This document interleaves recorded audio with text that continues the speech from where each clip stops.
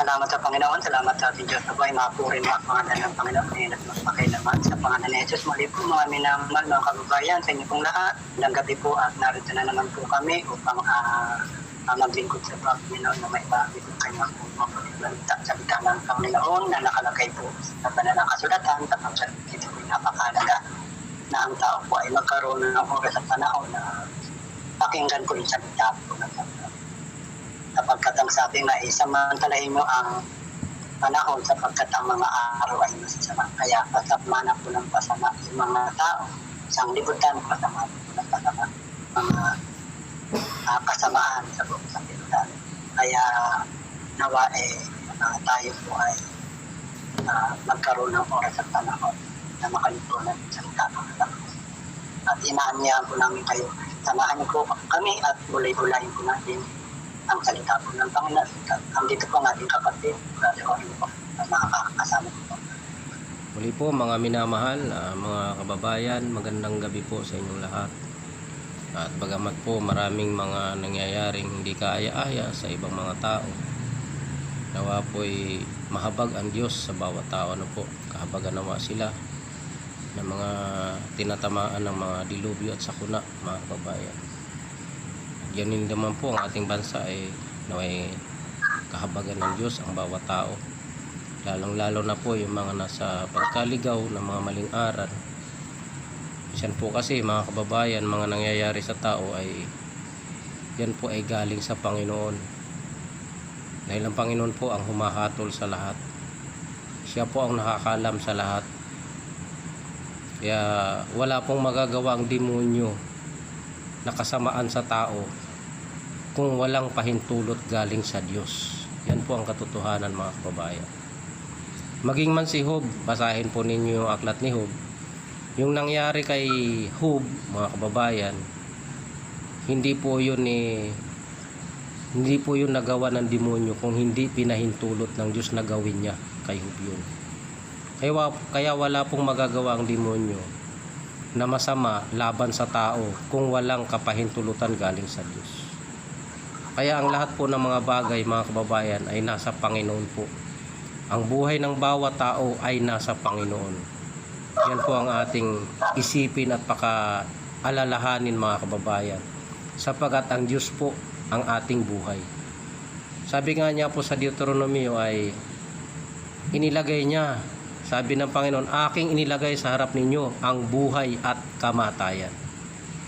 Yan po, mga kababayan. Kaya nawa po, samahan niyo po kami sa pagbubulay-bulay ng salita ng Diyos sa gabing ito, at sumain niyong patuloy ang kapayapaan ng Panginoon. Ako po muli si Brother Orly. Salamat sa Panginoon at nga po at napakaganda nga po na tayo po ay maging mapagsuri po, mag-ingat po mga isa. Na alamin po natin kung ang ating po bang ginagawa ay ayon ba sa kalooban ng Panginoon. Pagkat marami po ang nadadaya. Nadadaya po dahil sa puso. Sa puso po kasi nadadaya ang tao. Minsan po nakikita po natin, akala po natin tama, napapakinggan natin, akala natin tama. Yung pala'y mali. Yan po ikaling sa puso. Kaya yung puso po, nakikita po ng Diyos yung puso. Napo, Brother Orly, nakikita po ng Diyos yung puso po ng tao. Alam po ng Diyos yan. Dito nga po sa aklat po ng unang Samuel, kalagay po rito, kabanatang 16, talatang 7, dito po may binabanggit na po. Sabi po rito, ngunit sinabi ng Panginoon kay Samuel, huwag mong tingnan ang kanyang mukha o ang taat ng kanyang kataatan, sapagkat aking itinakil siya, sapagkat hindi tumitingin ang Panginoon ng gayang tingin ng tao, sapagkat ang tao ay tumitingin sa mukha, ngunit ang Panginoon ay tumitingin sa puso. Ito po malinaw, Brother Orly, mga kababayan, mga dapat. Ang Diyos po, ang tinitingnan niya, hindi sa mukha. Ang tinitingnan po ng Panginoon yun sa puso. Yung puso po ng tao, nakikita po ng Panginoon yan. Pero yung tao po, hindi niya po nakikita yung laman ng puso po ng tao kapag ang tao po. Ano po? Nakikita niya lang yung panglabas sa mukha, yung nasa labas po ng tao. Yun lang po nakikita po ng tao. Pero ang Panginoon po, Dito po makikita po yung puso po ng tao, yung laman ng puso po ng tao. At dito nga sa aklat po ng Jeremia, sa Kabanatang 17, sa aklat po ng Jeremia, kaya ang dapat po ingatan yung puso po natin. Andiyan po yung diyan po tayo nagdadaya. Dito po sa aklat po ng Jeremia, Kabanatang 17 po, talatang 9. Ang sabi po rito, ang puso ay magdaraya ng higit kaysa lahat ng bagay at totoong masama. Sinong makakaalam? Ano sabi po rito? Ang puso magdaraya ng higit kaysa lahat ng bagay at totoong masama. Tingnan niya po yung puso Sinong makakaalam? Ang tanong po rito, sino makakaalam? Yung puso po magdaraya. Alam ba ng tao? Yung tao na kanyang kausap na siya po dinadaya. Di ba po? Alam ba niya kung yung sinasabi po ng isang tao ay salita ng Diyos, katotohanan? Sino pong makakaalam? Ang sabi po rito, ang kong Panginoon. Nagpakilala po yung Panginoon, ako ang Panginoon ang sumisiyasat ng pag-iisip. Pati pag-iisip po ng tao. Yung Panginoon po ang sumisiyasat. Aking tinataro ang mga puso. Ang Panginoon po, siya po ang sumisiyasat ng pag-iisip at tinatarok po ng Panginoon yung mga puso upang magbigay sa bawat tao na ayon sa kanyang ayon sa bunga ng kanyang mga gawa. Kaya ang Panginoon po yung nakakatol. Siya po nakakaalam ng isip at puso po ng tao. Hindi po alam po ng tao yung iniisip po ng tao. Hindi po alam ng tao yung nasa puso po ng tao. Yung Panginoon lang po ang nakakaalam. Kaya siya po magbibigay. Siya po yung magbibigay ng hatol sa bawat tao sa kanya-kanyang lakad. Kaya yung sabi po rito, yung puso po Kaya ang bantayan po ng tao yung puso. Ang puso mo, daraya po yan Kaya po ngayon, sa dami po mga nangangaral po ngayon. Marami pong mga reliyon po ngayon. Marami pong nagsasabing sa Diyos. Pero hindi pa rin po magkasundo. Nag-aaway-aaway pa rin. Pa rin na masama sa bawat isa. Yung mga reliyon po yung napakilala sa Diyos. Sapagkat ang sabi po rito, yung puso ko magdaraya ng higit kaysa sa lahat ng bagay at totoong masama, sinong makakaalam? Tanong, sinong makakaalam? Ang sabi rito, napakilala po yung Panginoon. Ako ang Panginoon ay sumisiyasat ng pag-iisip, aking tinataro ang mga puso upang magbigay. Ganyan po yung Panginoon po ang magbibigay sa bawat tao ang ayon sa kanyang lakad, ayon sa bunga ng kanyang mga gawa. Kaya dito po, bantayan po natin yung puso at isip po natin. Sapagkat nababasag po at naalam po ng Panginoon, yung laman ng puso po ng bawat tao. Na ang sumisiyasat sa puso ng tao, ang Panginoon. Marami po kasing tao na sarili niyang haka, sarili niyang opinion, hindi po nalalaman ng tao na siya ay nadadaya na ng kanyang sariling haka. At pagka yun ay kanyang ipinangangaral na dun sa kanyang kapwa, ipinagkakalat na sa kanyang kapwa, yun po ay nakakasira na. Parang chismis lang din po yan yung kagaya ng mga nagchichismisan dyan sa tabi-tabi. Nag-uumpukan na ang binabantayan yung kilos ng kanilang mga kapitbahay. Minsan po, yung kwento sumusobra, nakakasira ng tao. Ganon din po yan sa aral, na yung mga tao gumagawa ng sariling haka, gumagawa ng sariling aral,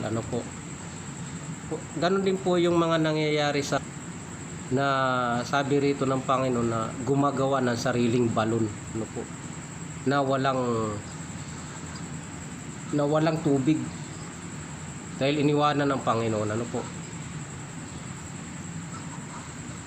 Kaya yung mga tao na nagtuturo ng kani-kanilang sariling aral na kumbaga, imbis na yung aral ng Panginoon ng pairalin ay yung sariling haka ng kanilang puso. Ano po?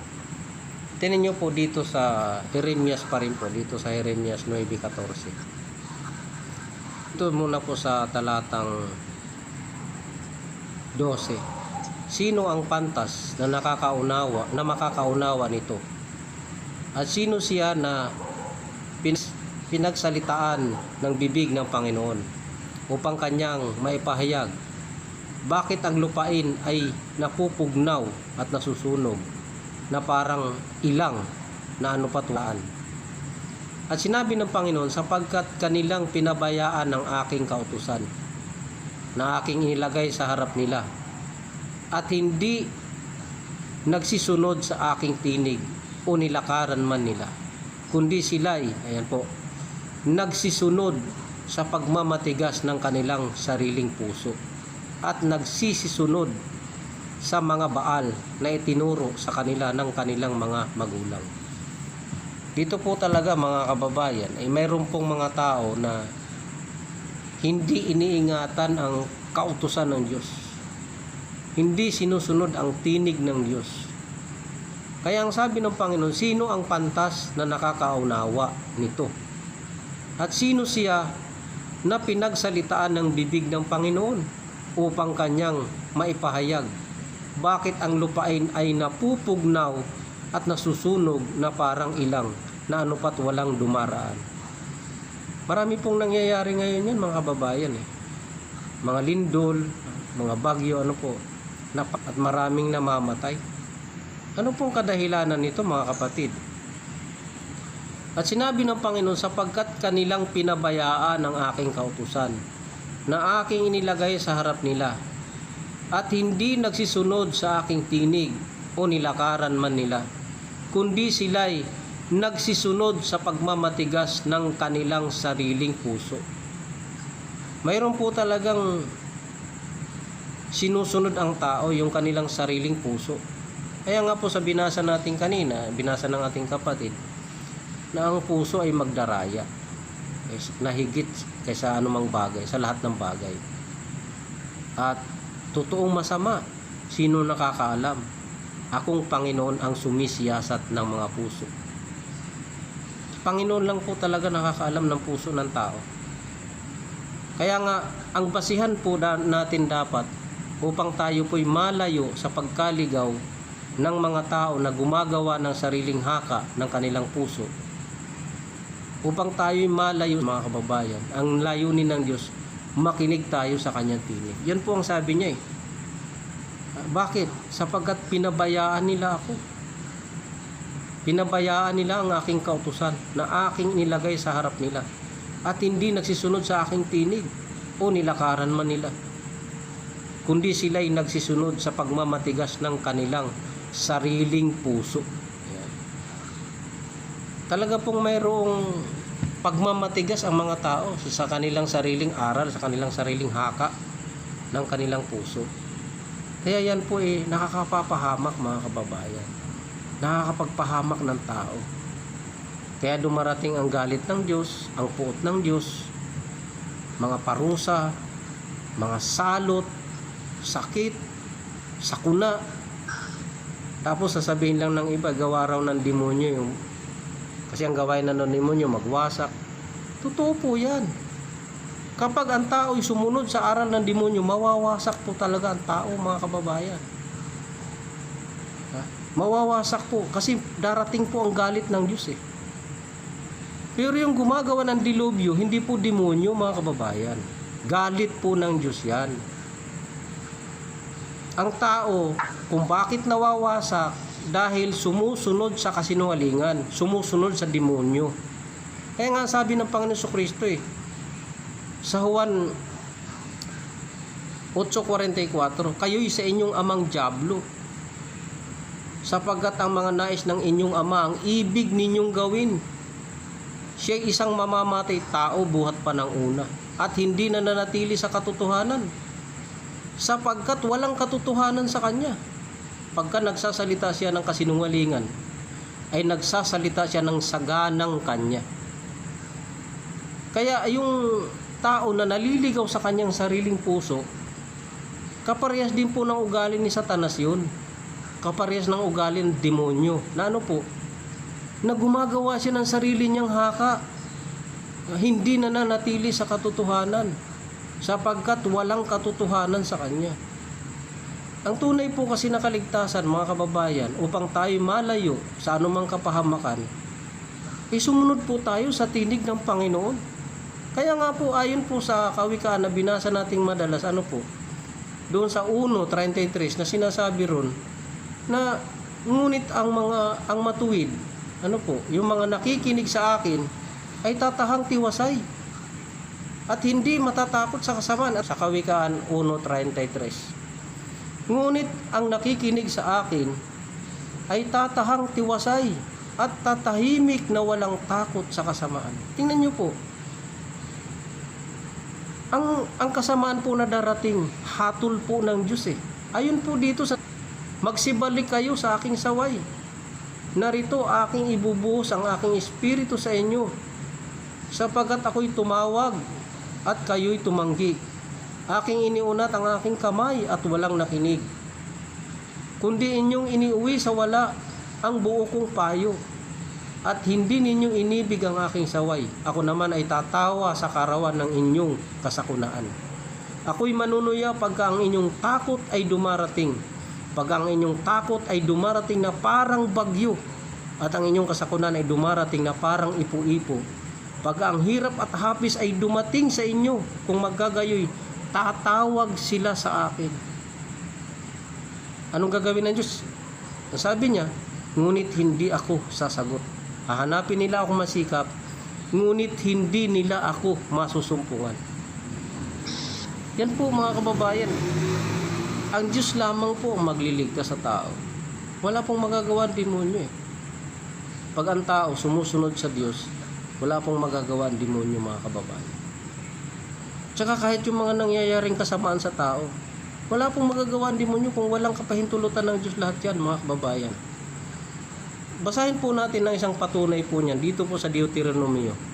Sa Kapitulo 30, ano po? Basahin po natin, mga kapatid. Ang patunay po sa ating mga sinasabi. Tingnan nyo po.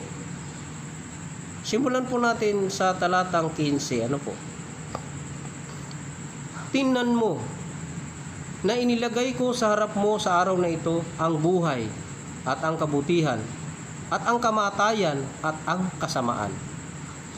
Na iniutos ko sa iyo sa araw na ito na ibigin mo ang Panginoon mong Diyos, na lumakad ka sa kanyang mga daan at tuparin mo ang kanyang mga utos at ang kanyang mga palatuntunan at ang kanyang mga kahatulan, upang ikaw ay mabuhay at dumami, at upang pagpalain ka ng Panginoon mong Diyos sa lupain na iyong pinapasok upang ariin. Ngunit kung ang iyong puso ay lumiko at hindi mo didinggin, kundi maliligaw ka at sasamba ka sa ibang mga Diyos at maglilingkod ka sa kanila, ay aking pinatutunayan sa inyo sa araw na ito na kayo'y tunay na malilipol. Ayan po. Hindi ninyo palalaunin ang inyong mga araw sa ibabaw ng lupa na inyong ipinagtatawid ng Hordan upang pumasok sa naariin. Aking tinatawag ang langit at lupa na pinakasaksi laban sa inyo sa araw na ito, na aking inilagay sa harap mo ang buhay at ang kamatayan, ang pagpapala at ang sumpa. Kaya't piliin mo ang buhay upang ikaw ay mabuhay, ikaw at ang iyong binhi. Tingnan niyo po, ito po ang patunay, mga kababayan, sa lahat ng tao.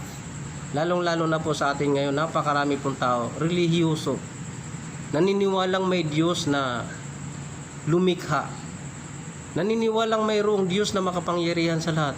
Ngunit ang kanilang mga itinuturo galing po sa kanilang sariling puso, galing sa kanilang sariling haka. Ayaw po nilang tanggapin yung salita ng Diyos, ayaw nilang tanggapin si Kristo, itinatakwil nila ang Panginoon sa Kristo. Kaya yan po, mga kababayan, na naging dahilan na maraming salot na dumarating sa tao. Ngunit nawa po'y magising ang maraming tao sa katotohanan. kilalanin ang tunay na Diyos na lumalang ng lahat ng bagay. Kaya mga kababayan, amin pong hinihikayat ang bawat tao na nawa po'y tayo ay sumunod sa aral ng Diyos. Kung ano po yung nasusulat. Huwag na po tayong mangaral ng mga aral na hindi naman katotohanan, mga kasinungalingan lang po. Ang iba dyan, kaya nangangaral dahil sa pera. Hindi po paglilingkod na tunay talaga ang hangad, kundi kumita, gawing hanap buhay ang salita ng Diyos. Kaya maraming naliligaw, nagtuturo ng kung ano-ano na. Sa Panginoon, at yung nga po maganda na dapat po na tayo po ay patuloy po sa Panginoon po tayo umasa. Magtiwala po tayo sa Panginoon. Sapagkat ang Diyos po nagagalit po yan. Sabi nga dun sa matan mo nga ang kabutihan at kabaksikan ng Diyos. Ano po? Nakalagay po yun sa Roma. Walang nagkakamali sa 11:13 kung nagkakamali. Mabagsik po ang Diyos, pero mabuti rin po yung Diyos. And dito po sa aklat po ng mga awit, Kabanatang 7, talatang 11, ang sabi po dito, ang Diyos ay matuwid na hukom. Oo, Diyos na may galit sa masama araw-araw. O, tingnan niya po. Nagagalit yung Diyos doon sa masama. Hindi po sa lahat. Ano po? Nagagalit doon sa masama araw-araw. Marami na pong gumagawa ng masama Kaya po yung nangyayari po, halos buong sanglibutan, marami pong namamatay. Ano po, namamatay sa paha, bagyo, lindol, kera. Puro kasama, ano po, nagbutong, mga sakit, marami naman. Kasi nagagalit nga po yung Diyos. Ang Diyos po yung matuwid na hukom. Siya po yung may galit sa masama araw-araw. Ano po, kaya tayo po ay dapat po na magising na po yung tao. Magising na po tayo po ay manumbalik na po sa Panginoon ng tao. Dito po sa aklat po niya, Deuteronomy na binasa ng ating kapatid. Dito po sa aklat ng Deuteronomy, Kabanatang 32, talatang 30, ang sabi po rito, tingnan ninyo ngayon na ako sa mga bagay ako nga at walang Diyos sa akin. Ako'y pumapatay at ako'y bumubuhay. Ako ang sumusugat at ako ang nagpapagaling. Walang makaliligtas sa aking kamay. Tingnan niyo po, napakilala po yung Panginoon dito na po. Napakilala po siya. Napakilala po yung Diyos na yung Panginoon. Na ang sabi niya, tingnan ninyo ngayon na ako sa mga tibugay ako nga at walang Diyos sa akin. Ako'y pumapatay at ako'y bumubuhay. Ako yung pumapatay, siya rin po yung bumubuhay. Ako'y ang sumusugat at ako ang nagpapagaling at walang makaliligtas sa aking kamay. Dito po, malinaw po. Wala pong makaliligtas sa kamay po ng Diyos. Wala po. Kahit ano pong galing po natin, anong yaman po ng tao, ano po, wala pong makaliligtas sa kamay po natin. Ang pinakamaganda po, magkasawap na lang po tayo sa Diyos. Manumbalik sa Diyos, magsisi na po yung tao, tumalikod na po sa masama, at gumawa na po siyang mabuti. Yun po yung maganda. Ito po sa Roma po, yung kabanata, ang Diyos ay bagong tipan po. Ano po? Dito po, 11, kundi po nagkakamali.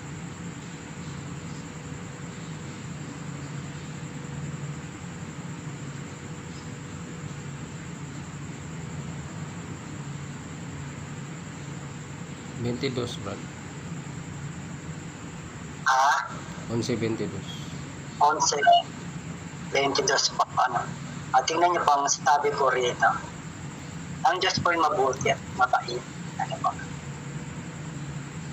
Yan po dapat po natin malaman na ang Diyos po mabuti at mabagsik din po ang Diyos. Sabi po rito, sa Roma po, Kabanatang 11, talatang 22. Ang sabi po rito, masdan mo nga ang kabutihan at ang kabagsikan ng Diyos. Sabi po, masdan mo, tignan mo, titigan mo, parang gano'n, Opo. Masdan mo ang alin, yung kabutihan at magkasama po pati yung kabagsikan ng Diyos. Para yung titignan nun, hindi lang yung kabutihan po ng Diyos ang titignan po ng tao. Kapag ang tao po ay gumagawa po ng masama, ay mabagsik po ang Diyos. Sabi po rito, ang kabagsikan ay sa nangakulog. Ay dapat ang kabutihan ng Diyos ay sa iyo kung mamabalagi ka sa kanyang kabutihan at sa ibang paraan ikaw man ay tututuloy. Tingnan niyo po, dalawa po yan. Ang Diyos po'y mabuti at ang Diyos po'y mabagsik. Kaya tingnan po natin pareho yun. Ang maganda po, tayo po'y gumawa po ng mabuti. Tayo po ay sumunod na po sa utos po ng Diyos. Magpakumbaba po yung tao sa Diyos. Tumalikod na po sa masama at gumawa po ng mabuti. Kasi po, yung kabagsikan po nandun, yung Diyos po, siya po'y nagagalit sa masama araw-araw. Kaya naway magigising na po ang tao. Kada ulit. Yun nga po mga kababayan na nagpapatunay na marami po kasing tao, may mga pastor na nagsasabi na hindi raw po namamalo ang Diyos kasi mabait daw po ang Diyos. Nung minsan nga po kasi ako'y nagsasalita doon sa Bustos, sa Bustos, Bulacan. Habang ako po'y nagsasalita, may sumasagot po sa akin na isang babae na sabi niya, member po siya nung isang sekta na born again din. Ang sabi ba naman nung basahin ko yun ng ang Diyos ay namamalo, ang sagot niya, hindi naman daw namamalo ang Diyos kasi mabait. Mabait daw ayon sa pastor niya. Totoo po na ang Diyos ay mabait. Mabuti po ang Diyos. Napakabuti po ng Diyos. Ngunit sa binasa po ng ating kapatid, nakalagay sa Roma, mabait po talaga ang Diyos . Masdan mo nga ang kabutihan at ang kabagsikan ng Diyos. Ang gusto mo mabuti samantalang ikaw gumagawa ka ng masama. Kaya yung mga nangyayari sa tao na gumagawa ng masama, ibinabalik lang po ng Diyos yung ginagawa ng tao na masama . Kaya lang kawawa po ang tao kasi wala po talaga magagawa ang tao . Kahit ano pang yabang ng tao, kahit ano pang gaano pa katapang ng tao, kahit kaya niyang pumatay ng libo-libo, wala po siyang magagawa sa galit ng Diyos . Ano lang naman po tayo sa paningin ng Diyos mga kapatid. Ang buhay po natin, napakadali lamang pong kitlin. Napakadali lang po natin mawala sa mundo . Kaya ang pinakamahalaga po sa lahat, yung kapakumbabaan sana ng tao. Yung magpakumbaba ang tao na tanggapin kung ano yung nais ng Diyos sa buhay ng tao. Yung pagpapakumbaba, yung kababaan ng puso. Nakagaya nga ng sinabi sa Pilipos na sinabi rito sa Panginoong Kristo, yung patungkol sa ginawa ng ating Panginoong Kristo, yung pagiging halimbawa niya bilang siya yung nagturo sa mga tao kung paano lumakad, kung paano yung mga naging alagad niya, yung kanyang mga magiging alagad pa sa darating na panahon, ay ano bang lakad ang nais ng Panginoong Kristo. Kaya nga po yung binasa nating una, yung nagsisunod sa mga sariling puso, sa pagmamatigas ng kanilang sariling puso. Kaya nga po ang simulan ng binasa natin ay yung ang tao ang puso ay magdaraya sa lahat ng bagay at totoong masama. Sino nakakaalam? Akong Panginoon ang sumisiyasat ng puso. Kaya po lahat ng puso ng tao, yung anuman ang iniisip ng tao sa kanyang loob, alam na po ng Diyos yan. Dahil sinisiyasat po ng Diyos ang puso ng tao. Ngayon, kung ipagkakalat mo yung mga maling aral na galing sa haka ng puso mo, ayon sa binasa natin sa Jeremias kanina na na sinabi doon na sila'y nagsisunod sa kanilang masamang puso. Sinunod yung kanilang pagmamatigas ng kanilang puso, kaya dumating ang sakuna sa kanilang buhay. Dumarating talaga po . Kaya ang nais ng Diyos dito po sa Pilipos, Ano bang lakad ang ginawa ng Panginoong Jesucristo upang tularan ng kanyang mga alagad at sa mga darating pang kanyang mga magiging alagad? Ganito po ang sinasabi sa Pilipos. Mangagkaroon kayo sa inyo, dito po sa 2 talatang 5. Mangagkaroon kayo sa inyo ng pag-iisip na ito'y na kay Kristo Jesus din naman, na siya bagamat nasaan yung Diyos ay hindi niya inaring isang bagay na nararapat panangnan ang pagkapantay niya sa Diyos. Dito po makikita natin yung pagiging halimbawa. Ano ba ang nais ng Diyos sa bawat tao? Ano po? Bago na po kasi ngayon, hindi na po yung kautusan ni Moises na ang ginagawa ng tao noon, sabi sa Galacia, na gumagawa sila ayon sa kautusan, ngunit walang pananampalataya. Ang ngayon po kasi ang ating pamumuhay, mga kapatid, ay sa pananampalataya kay Kristo. Ngunit ano ba ang dapat magiging bunga ng pananampalataya sa Panginoong Jesucristo? Ganito po ang sinasabi, yung mga sumasampalataya sa Panginoong Jesucristo ay inutusan, tinuruan na mangagkaroon kayo ng pag-iisip na ito'y na kay Kristo Jesus din naman, na siya bagamat nasaan yung Diyos ay hindi niya inaring isang bagay na nararapat panangnan ang pagkapantay niya sa Diyos. Dito po hanggang ngayon pinagtatalunan ng tao. Kanya-kanyang haka nanunuya sa bawat, nagtutuyaan sila patungkol sa salitang ito. Nakasulat na nga na si Jesucristo bagamat nasaan yung Diyos, marami po talaga kaya walang kapakumbabaan sa puso ng tao. Gumagawa ng sariling haka ng kanilang puso. Papalabas lang na sila'y magaling sa debate, magaling sa ngakngakan, magaling sa pakikipagtuligsaan, na wala namang kinahinat ng walang katuturang mga pagsasalitaan, kundi hindi naman nakakabanal sa tao. Sapagat ang tunay pong nakapagpapabanal sa tao, yung lumakad ayon sa lakad ni Kristo. Ano po yun? Na siya bagamat nasa kalagayang Diyos, hindi niya inari. Ano ibig sabihin nung hindi niya inari? Pwede niyang ariin, mga kababayan Nararapat nga niyang ariin, sabi rito, hindi niya inaring isang bagay na nararapat. Nararapat talagang gawin niya yun Pero hindi niya raw pinanangnan. Hindi niya tinangnan yung kalagayan niya. Nasa kalagayan ng pagka-Diyos. Dito po yung halimbawa na ginawa ng ating Panginoon Jesucristo.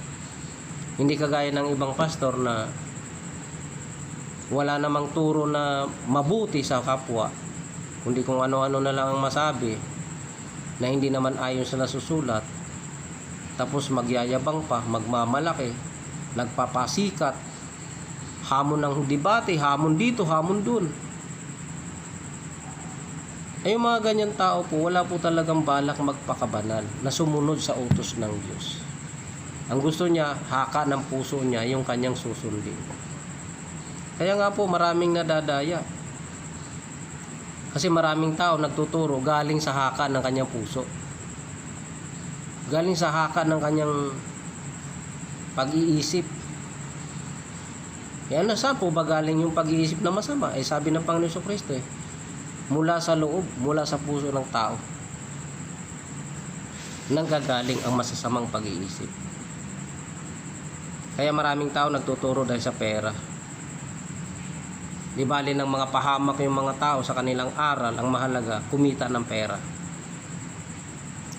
Kaya dito po, tuloy po natin ang pagbabasa. Kundi bagkus hinubad niya ito at naganyong alipin na nakitulad sa mga tao. At palibhasa na supungan niya sa anyong tao, siya'y nagpakababa sa kanyang sarili na nagmasunurin hanggang sa kamatayan, sa kamatayan sa krus. Ganun po yung kalagayan ng ating Panginoon Jesucristo. Siya po'y nagpakababa sa kanyang sarili. Hindi siya gumagamit ng kanyang na dapat niyang panangnan. Hindi niya ginagamit yung kanyang kapangyarihan para manlamang ng kapwa, para magpayaman sa mundo. Sabi nga sa Korinto, bagaman siya mayaman, nagpakaduka. Ganun po ang Panginoon sa Kristo. Dapat po talaga may kababaan sa puso ng tao. Ngayon po, basahin po natin yung nakalagay sa unang Pedro 3 talatang 12. Ano bang layunin? Bakit ang nais ng Diyos tayo magpakababa tulad ni Kristo? Sabi po rito sa 3:12 ng unang Pedro, sapagkat ang mga mata ng Panginoon ay nasa mga matuwid, at ang kanyang mga pakinig ay sa kanilang mga daing, ngunit ang mukha ng Panginoon ay laban sa mga nagsisigawa ng masama. Kaya nga po, ayon sa binasa natin sa aklat ng awit sa 7:11, na ang Diyos ay matuwid na hukom, na may galit araw-araw sa masama. Yan po mga kababayan. At sana po nawa lahat ng mga tayo magsiyasat sa bawat lakad. Sabi nga sa panagoy na madalas nating binabasa, ating siyasatin ang ating mga lakad at manumbalik sa Panginoon. Ano po?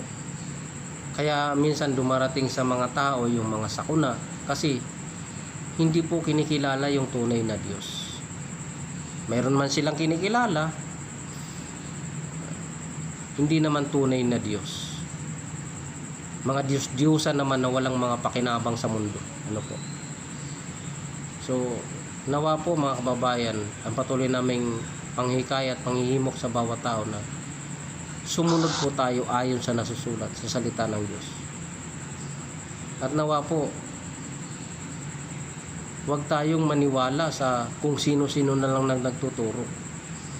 Sapagkat napakarami pong mga taong nagtuturo ng kasinungalingan, mga kababayan.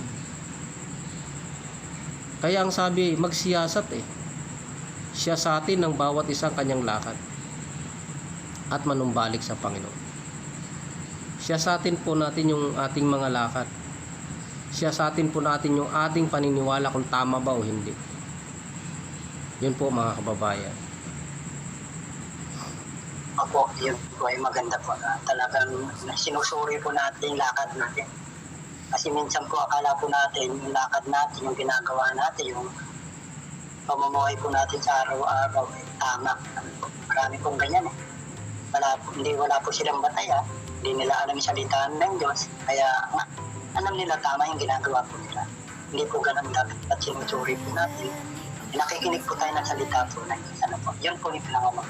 Dito nga po sa aklat po ng Ecclesiastes, aklat po ng mga ngaral, kabanatang 12, talatang 12 hanggang 14 po. Ang sabi po rito, at bukod dito anak ko, maaralan ka tungkol sa paggawa ng maraming aklat ay ang wakas, at ang maraming pag-aaral ay kapaguran ng katawan.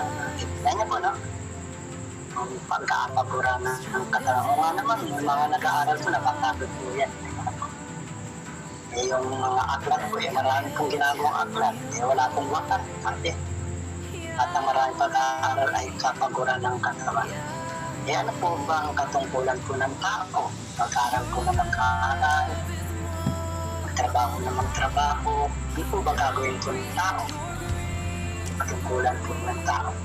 Sabi ko rito, ito ang wakas ng bagay, lahat ay narinig, ikaw ay matakot sa Diyos at sundin mo ang kanyang mga utos sapagkat ito ang buong katungkulan ng tao. Ito po ay sinasabi na po yung katungkulan po ito. Hindi po ito basta katungkulan. Ito po yung buong katungkulan ng tao. Ano yung buong katungkulan ng tao?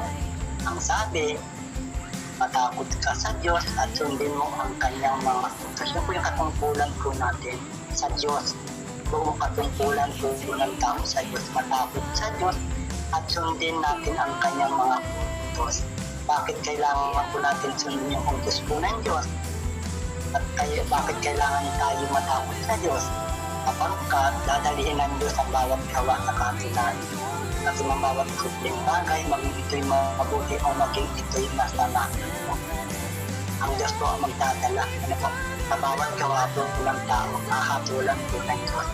Kaya alam po ng Panginoon, alam po ng Diyos yung puso po natin, alam po ng Diyos yung iniisip po natin.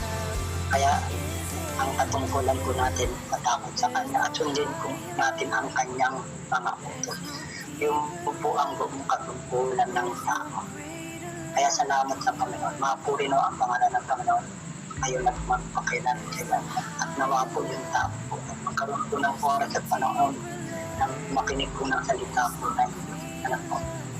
Samantalahin po natin habang may pagkakataon, habang may lakas at habang may buhay. Nawa ay gamitin po tayo ng Panginoon. Dahil kaluluwa natin, karalaman po ng kanyang ilang pangalan. Muli po, ako po, si Brother Ivan po at nandito po ang aking kasama sa Panginoon. Yun nga po mga kababayan, yun po ang katungkulan ng tao. Sundin ang kanyang mga utos. Buong katungkulan po ng tao sumunod sa utos niya. Ngayon po sa bagong tipan po kasi mga kababayan, ang utos ng Diyos ay sampalatayanan niya ang kanyang sinugo. Yun po yung sinabi ng Panginoon sa Kristo na ito ang gawa ng Diyos na inyong sampalatayanan yaong kanyang sinugo. Yan po. Kaya ang nais ng Diyos sampalatayanan yung kanyang sinugo. Dito po sa aklat ni Juan, ano po, sa ano po, talatang 29. Sabi rito, talatang 29, sumagot si Jesus at sa kanila'y sinabi, ito ang gawa ng Diyos na inyong sampalatayanan yaong kanyang sinugo. Kaya nga po mga kababayan, hikayat namin sa lahat na tayo'y magsiyasat.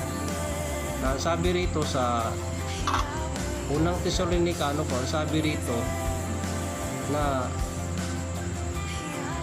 dito sa 5 talatang 21, ang sabi rito, subukin ninyo ang lahat ng bagay, ingatan ninyo ang mabuti at layuan ninyo ang bawat anyo ng masama. Kaya kapag nakita natin ang aral ng mga nagtuturo, parang pansarili na lang at puro kasinungalingan na lang, na wala naman talaga kayong napapalang kabutihan kundi puro panlilin lang na lamang na aral, subukin po natin, sabi, layuan ng bawat anyo ng masama, mga kababayan. Ingatan natin yung mabuti. Ano po? Lalong lalo na po sa aral ng Panginoon. Ang sa atin, ang kalooban ng Panginoon, sampalatayanan natin ang Panginoon sa Kristo. Marami po kasi nagtatakwil sa Panginoon sa Kristo. Itinatakwil ang Panginoon sa Kristo. Sabi ng iba, tinanggap nga nila si Kristo. Oh, yung Kristo na nandyan sa Quiapo, yung Kristo na walang hininga, na pinagpupugayan ng mga tao, araw-araw hinihimas ng mga tao. Ha? Kulang na lang talaga mga kababayan. Yan po ang nakakasama sa tao. Dumarating ang puot ng Diyos, ang galit ng Diyos dahil sa ganyang gawain. Oo nga, parang kung titingnan mo yung pagpapakabanal at pagpapakadiyos, pero wala pong katuturan yan. Kapahamakan po ang dulot niyan, yung pagsamba na yan mga kababayan. Nawa po sa lahat ng tao, magising po tayo sa katotohanan. So ako po muli si Brother Orly na patuloy na naghihimok sa bawat isa. Magising po tayo. Magbasa tayo ng salita ng Diyos. Huwag tayong palinlang na lamang sa mga kung sino-sino nagtuturo. So, God bless po sa inyong lahat mga kababayan. Brad? Opo. Yun nga po, sabi nga po, layuan ninyo ang bawat anyo ng masama. Layuan ang bawat anyo ng basta masama, alam natin masama, layuan na po. Kung wala po mangyayari sa akin yan, kundi mapapahanap ng po yung tao. Dahil sa inyo po lahat sa lahat ng mga nakilingan po. Magpalain po kayo ng Panginoon. Nagal po tayo ng Panginoon. Pwede po tayo ng Panginoon sa lahat ng masama. Napiyong na din po yung ating mga mahal sa buhay. Ilayin po ng Panginoon sa lahat. Brother Ivan po, God bless po. Salamat. God bless po sa inyong lahat. Ng aking patuloy.